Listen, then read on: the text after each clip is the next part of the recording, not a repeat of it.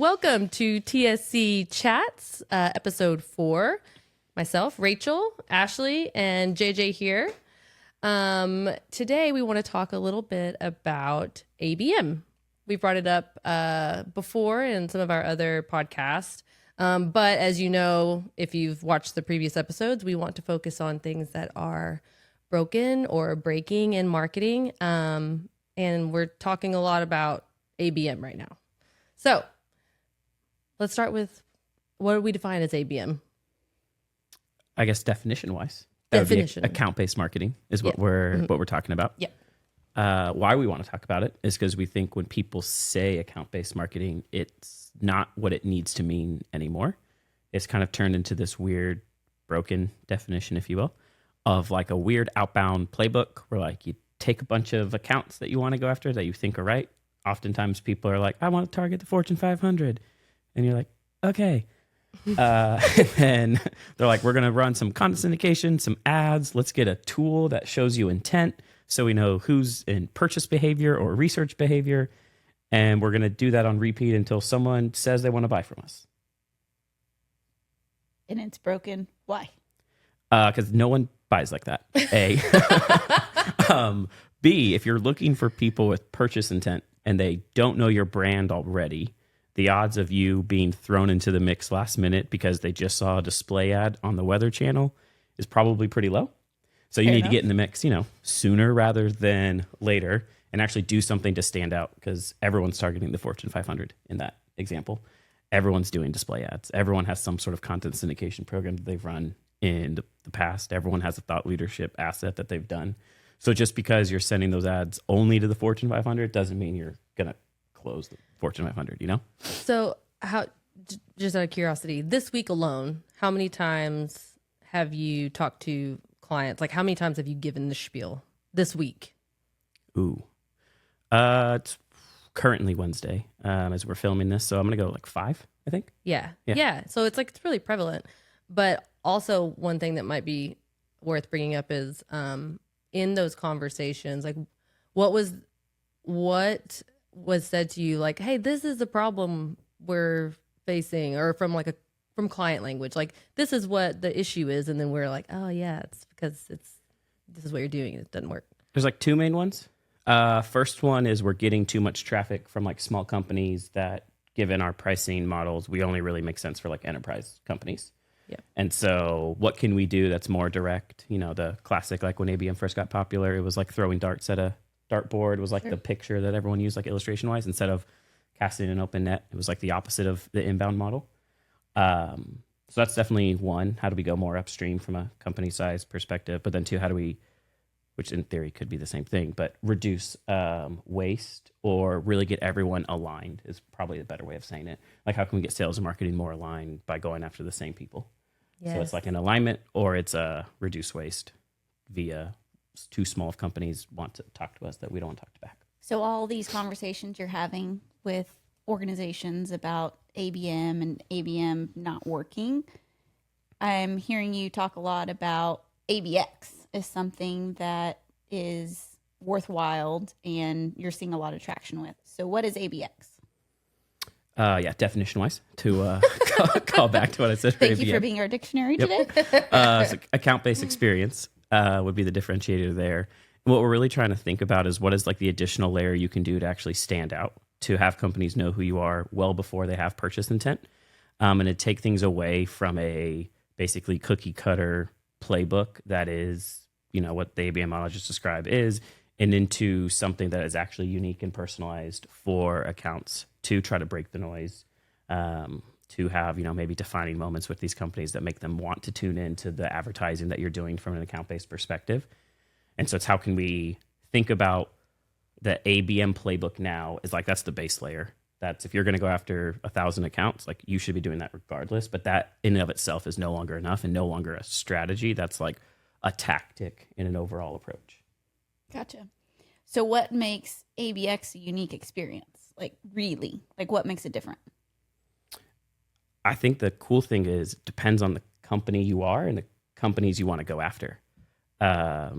We have things that are, very focused on okay, we want to try to stand out and have a cool, unique experience. So let's do something actually like at a home. And so like we've brought back like food truck ideas, or, we're going to bring people to a small dinner because it actually makes sense. And the whole point isn't to sell them. It's actually to get like-minded people together and create like a unique experience for them so that they remember us. And they're like, oh, that was a cool thing that they did.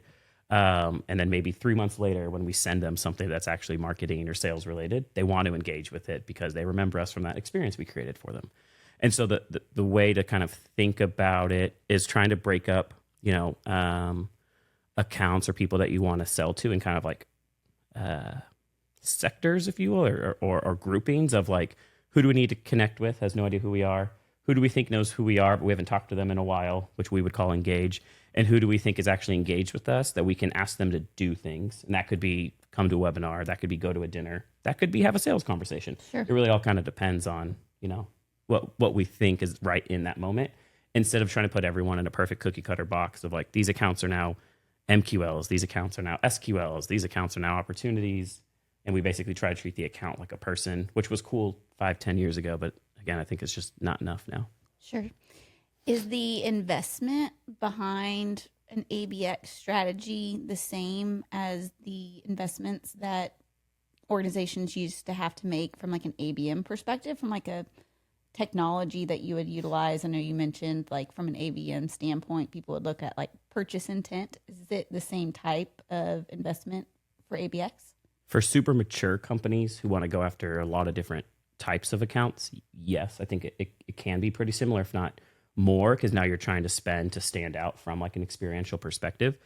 I think for smaller marketing budgets where they know they don't have enough money to compete from a just pure digital or pure advertising spend perspective, it actually can be a lot less, because the value that the technology provides from like an intent perspective, or who's visiting your website and who's not, is nowhere near as important as the things that you can track manually yourself. Like, can I see that this company, someone from this company has done X, Y, and Z? Can I show that I've had a conversation? Can I show that we have connections with them in some way, shape, or form? And so it's a little bit more manual in terms of, maybe the reporting situation. So it's kind of like the opposite trend of where the world's going with like AI and automation. But I think that's part of why it's so important to have as part of your go-to-market strategy is some layer of this.